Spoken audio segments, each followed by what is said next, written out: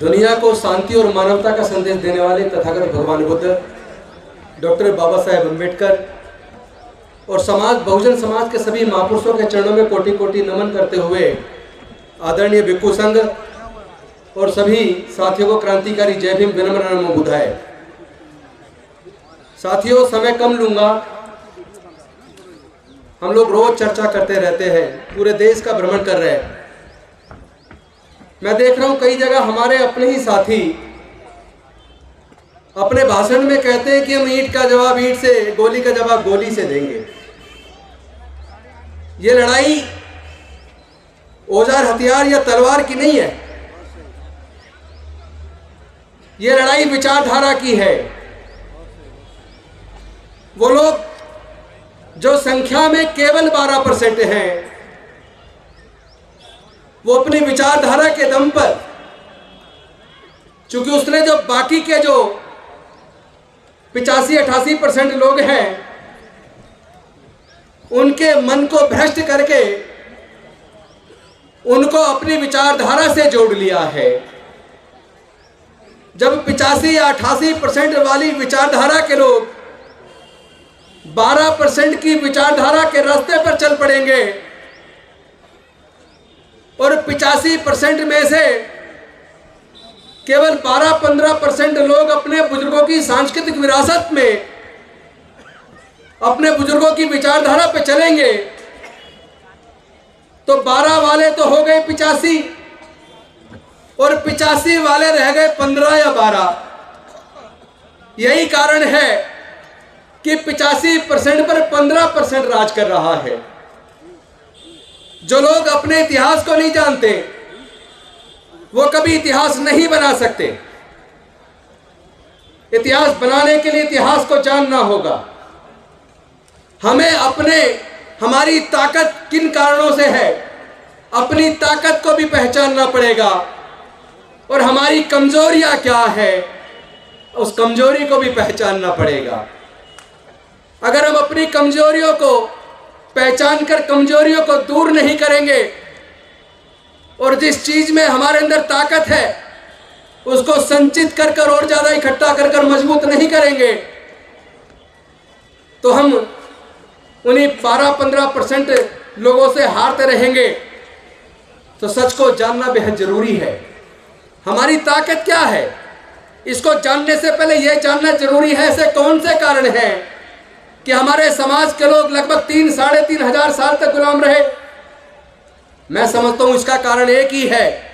इसका कारण वो धर्मशास्त्र है, वो सामाजिक व्यवस्था है जिसने हमें हजारों जातियों में बांटा, जिसने हमें वर्ण में बांटा, जिसने हमें पढ़ने लिखने से वंचित रखा, जिसने हमें व्यापार करने से वंचित रखा, जिसने हमें संपत्ति से वंचित रखा। और जब वो रास्ते खुले, डॉक्टर बाबा साहेब अम्बेडकर ने खोले। एक तरफ तो उन्होंने हमारे पढ़ने के रास्ते खोले, जब पढ़ने के रास्ते खोल दिए तो हमारे लोग स्कूल कॉलेज जाने लगे। उस वक्त स्कूल कॉलेज सरकारी होते थे, तो सरकारी स्कूलों से पढ़ के हमारे लोग जज, engineer, doctor, collector, scientist, professor बनने लगे। और धीरे धीरे उसका असर यह हुआ कि एक तरफ बाबा साहेब के रिजर्वेशन की वजह से संसद और विधानसभाओं में पहुंचे और दूसरी तरफ उनके द्वारा खोले हुए मार्ग की वजह से पढ़ लिख कर रिजर्वेशन से हम लोग नौकरियों में पहुंचे। तो थोड़ा थोड़ा घर में पैसा आने लगा, थोड़ा थोड़ा आत्मविश्वास आने लगा। और लेकिन इसके बाद असली खेल उसके बाद शुरू हुआ। जिन लोगों ने हजारों साल तक हमें गुलाम बना के रखा, उनको ये तकलीफ पैदा होने लगी कि अगर ये गरीबों के, दलितों के, पिछड़ों के, आदिवासियों के बच्चे इस तरह पढ़ लिख कर जज, engineer, doctor, collector, scientist, professor बनेंगे तो उनके खेतों में, उनकी फैक्ट्रियों में सस्ते मजदूर कहाँ से आएंगे। और वहीं से उन्होंने षड्यंत्र चालू किया और उस षड्यंत्र का मैं पर्दाफाश करने आया हूँ। चूंकि मैंने इस बात का सर्वे किया है कि जो सुप्रीम कोर्ट, हाई कोर्ट के अंदर जो जज हैं वो सरकारी स्कूल से पढ़े हैं या प्राइवेट से पढ़े हैं। जितने सीनियर ब्यूरोक्रेट्स हैं, senior doctor, senior engineer, senior scientist, senior professor हैं, वो सरकारी स्कूल से पढ़े हैं या प्राइवेट से पढ़े हैं। मेरे सर्वे में ये निकल कर आया 7% से 98% के बीच सुप्रीम कोर्ट, हाई कोर्ट के जज, ब्यूरोक्रेट्स, डॉक्टर, इंजीनियर, जज, साइंटिस्ट, प्रोफेसर वो सरकारी स्कूलों से पढ़े हैं। यानी कि सरकारी स्कूलों में पढ़ाई अच्छी थी। फिर ऐसा कौन सा कारण है, लगभग 40 साल पहले एक षड्यंत्र रचा गया कि अगर इसी तरह दलितों, पिछड़ों, आदिवासियों, गरीबों के बच्चे पढ़ लिख कर अगर ये जज, इंजीनियर, डॉक्टर, कलेक्टर बनते रहे तो उनको सस्ते मजदूर कहां से मिलेंगे, और जो पढ़ जाएगा वो जग जाएगा, जो जग जाएगा वो सवाल पैदा करेगा, और जो सवाल पैदा करेगा उसको बेवकूफ बनाकर उसका वोट नहीं जीत सकते। तो उन्होंने षड्यंत्र किया एक तरफ, और इस सच को आपको मानना पड़ेगा। चूंकि भाई मैं तो बड़ा गौरवान्वित हूँ अपने पूर्वजों की धरती पर मेरठ में आके, चूंकि हम लोग, हमारे पूर्वज मेरठ के थे। आज भी मेरे से कोई पूछता आप कहाँ से हो तो मैं कहता हूँ मेरठ जिले से हैं। तो मेरठ जिला तो ऐतिहासिक नगरी है। तो आज मैं अपने मेरठ के लोगों से बात करने आया हूँ कि आपको कम से कम इस सच को स्वीकार करना चाहिए। अब से 30 साल पहले आपने कावड़ की लाइन लगी हुई नहीं देखी होगी, कहीं टेंट लगे नहीं देखे होंगे। ऐसे कौन से कारण है कि लगभग 30 साल पहले बाढ़ आ गई, कावड़ की जगह जगह टेंट लग रहे, फ्री में खाना, ये सब क्यों? ताकि आप पढ़ लिख कर कामयाब ना बन जाओ, ताकि आप पढ़ लिख कर सवाल पैदा ना करने लगो। वो चाहते नहीं कि आप पढ़े, और इसी के लिए उन्होंने एक बहुत बड़ा षड्यंत्र किया। जब हमने LLB की, लॉ करके वकील बनने का खर्चा लेके प्राइमरी स्कूल से और लॉ करके एडवोकेट बनने तक का मैंने पूरा खर्चा जोड़ा तो मेरी पढ़ाई पे लगभग 8,000 रुपया खर्च हुआ वकील बनने तक।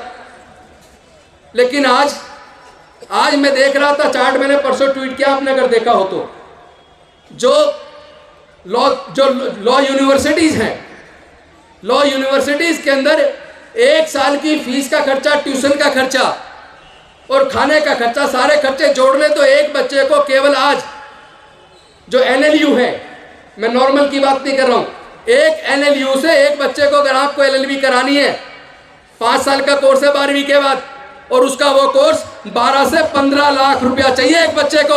मैं पूछना चाहता हूं अपने लोगों से, क्या हमारे दलित, पिछड़े, आदिवासी, मजदूर, किसान, क्या हमारे 99% लोग अपने बच्चे की पढ़ाई पर 15-20 लाख रुपया खर्चा कर सकते हैं क्या?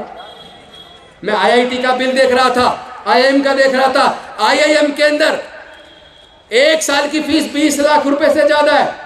IIM 2 साल का कोर्स है, 2 साल का कोर्स करने के लिए 40 लाख रुपए से ज्यादा चाहिए। दलित, पिछड़े, आदिवासी तो छोड़िए, जनरल कैटेगरी के भी क्या 80% लोग, क्या उनके माँ बाप 40 लाख रुपए का खर्च उठा पाएंगे क्या? मैं DTU, NLU, national Netaji Subhash university और जितने भी इंजीनियरिंग कॉलेज हैं उनकी फीस का पूरा चार्ट देख रहा था। किसी में 1 लाख, किसी में 1.5 लाख, किसी में 2 लाख, किसी में 2.5 लाख, उनका सारा खर्चा देख रहा था।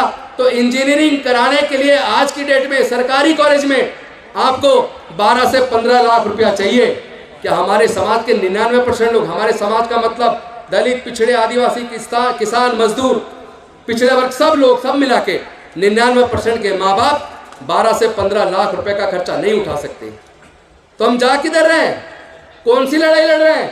भाई ये लड़ाई विचारधारा की है, ये लाठी गोली की नहीं है।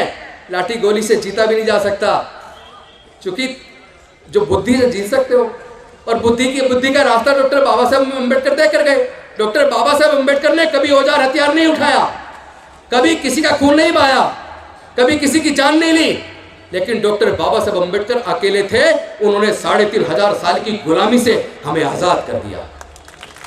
न केवल 3,500 साल की गुलामी से आजाद कर दिया, बल्कि हमारे आगे बढ़ने के रास्ते खोल दिए। लेकिन इस पूरी संघर्ष के अंदर उन्होंने अपने 4 बच्चों को गंवा दिया, उन्होंने माता रमाबाई को गंवा दिया। मैं आप सबसे पूछना चाहता हूं, क्या डॉक्टर बाबा साहब अम्बेडकर की कुर्बानी बेकार चली जानी चाहिए? क्या हमें शर्म नहीं आती? हमारा समाज एक एक करके प्रताड़ित किया जा रहा है। मूंछ रखने पर हमारी हत्या हो रही है, घड़ा छूने पर हमारी हत्या हो रही है, बहन बेटी की इज्जत लूट कर उसकी हत्या हो रही है, और जिन्होंने जुल्म किया एक को सजा हुई, बाकी बरी हो गए। हम किधर जा रहे हैं? भारत जा किधर रहा है? लेकिन मैं कह देना चाहता हूं, नफरत से नफरत बढ़ सकती है, नफरत से काम नहीं चलेगा। हम नफरत का जवाब अगर नफरत से देंगे कभी भी जीत नहीं पाएंगे, और कभी भी भारत बुद्ध का भारत, डॉक्टर बाबा साहब अम्बेडकर के सपनों का भारत और बहुजन समाज के महापुरुषों का सपनों का भारत नहीं बन पाएगा। भारत को जीतना तो प्यार से जीतना पड़ेगा। और वैसे भी हम लोग बुद्ध के धम्म को मानने वाले हैं, और आप इतिहास पढ़ लीजिए, हमारे पूर्वज बौद्ध थे। हम कोई धर्म परिवर्तन नहीं कर रहे, हम घर वापसी कर रहे हैं। हम लोग घर वापसी कर रहे हैं। और मैं आप सबसे पूछना चाहता हूं, आप अगर अपने घर से निकले और चलते चलते रास्ता भटक गए, उसके बाद आपकी याददाश्त चली गए, क्या कभी अपने घर वापस आ पाओगे? नहीं आ पाओगे ना। लेकिन अगर अचानक आपकी याददाश्त वापस आ जाए, आपको अपने घर का रास्ता याद आ जाए, तो आप अपने घर आओगे कि नहीं आओगे? बताइए, आएंगे नहीं आएंगे? तो भाई जब आज पता चल गया हमारे पूर्वज बौद्ध थे और हमारी कल्चर इतनी रिच है जिसको पूरी दुनिया ने स्वीकार किया, जिन जिन देशों ने बुद्ध के धम्म को स्वीकार किया, वो देश दुनिया की में तरक्की के मामले में सबसे ऊपर निकल गए। तो अगर हमारे समाज के लोग तरक्की चाहते हैं, विकास चाहते हैं, तो आपको अपने पूर्वजों के धम्म में, बुद्ध के धम्म में वापस आना पड़ेगा। मैं धर्म परिवर्तन के खिलाफ हूं, मैं किसी की आस्था को ठेस पहुंचाने के लिए बिल्कुल तैयार नहीं हूं, लेकिन कोई हमारे आस्था को ठेस पहुंचाए वो भी हमें स्वीकार नहीं है। नफरत से नफरत बढ़ेगी, जहर से जहर फैलेगा, प्यार से प्यार फैलेगा। हम प्यार फैलाएंगे, लेकिन प्यार फैलेगा कैसे? पहले कम से कम बीमारी का असल कारण तो जान लो। हमारे उत्पीड़न का कारण क्या? मैं जब भी किसी से बात करता हूं, हर कोई कहता है हमारे उत्पीड़न का कारण जाति है। अरे अगर जाति उत्पीड़न का कारण है, तो मैं आप सबसे पूछना चाहता हूं, जब तक हम जातियों को जिंदा रखेंगे, क्या तब तक जाति की वजह से होने वाला उत्पीड़न कभी खत्म हो पाएगा? क्या नहीं हो पाएगा ना। तो जाति खत्म कैसे होगी? जाति छोड़ो, समाज जोड़ो। मेरा ये नारा है, हमारे सब लोगों का नारा है, जाति छोड़ो, समाज जोड़ो। लेकिन जाति छूटेगी कब, जाति टूटेगी कब? जब हम सब लोग रोटी बेटी का रिश्ता करेंगे। जैसे नीरज पटेल भी कह रहे थे, हम अपने सारे महापुरुषों को सम्मान देना पड़ेगा। आपस में दलित, पिछड़ा, आदिवासी सब लोग मिलके रोटी बेटी का रिश्ता शुरू करो। और मुझे आपको ये बताते हुए बेहद खुशी महसूस हो रही है, पूरे देश के अंदर दलितों, पिछड़ों, आदिवासियों के बीच आपस में खूब शादियां होनी शुरू हो गई हैं। और बाबा साहब के संविधान को रख के, तथागत बुद्ध को और बाबा साहब की मूर्ति को रखकर और संविधान की प्रस्तावना को पढ़ के आज हमारी शादियां हो रही हैं, इंटरकास्ट मैरिज हो रही हैं। अब जो बच्चे पैदा होंगे उनके, वो किस जाति के होंगे? वो बुद्ध होंगे, बौद्ध होंगे।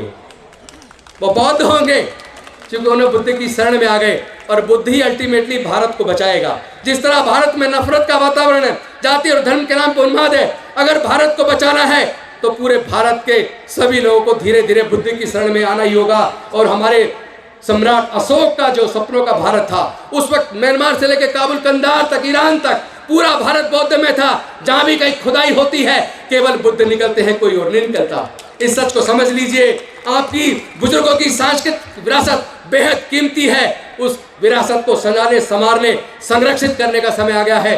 चूंकि वक्ता ज़्यादा है और सम्मान में ज़्यादा टाइम, मैं निवेदन करूंगा भंते जी से आगे से सम्मान में बहुत ज़्यादा टाइम ना लगाए और वक्ता भी लिमिटेड रखे, ताकि सही तरीके से संदेश पहुंचा सके। और आप सब लोगों ने आए, मेरे को ध्यान से सुना, मैं आपका बहुत आभार व्यक्त करता हूं। और साथ में आपसे एक नारे के लिए निवेदन करता हूं, जाति छोड़ो, समाज जोड़ो। जाति छोड़ो, जाति छोड़ो, जाति छोड़ो। बौद्ध धम्म की क्या पहचान? मानव मानव एक समान। बौद्ध धम्म की क्या पहचान? मानव मानव एक समान। बौद्ध धम्म की क्या पहचान? मानव मानव एक समान। जय जय जय जय जय भीम। जय जय जय जय जय भीम। जय जय जय जय जय भीम। बोलना बहुत था, लेकिन इतने सारे साथी हैं, मैं अपनी वाणी को ही विराम देता हूँ। बहुत बहुत धन्यवाद। नमो बुद्धाय। जय भीम, जय भारत।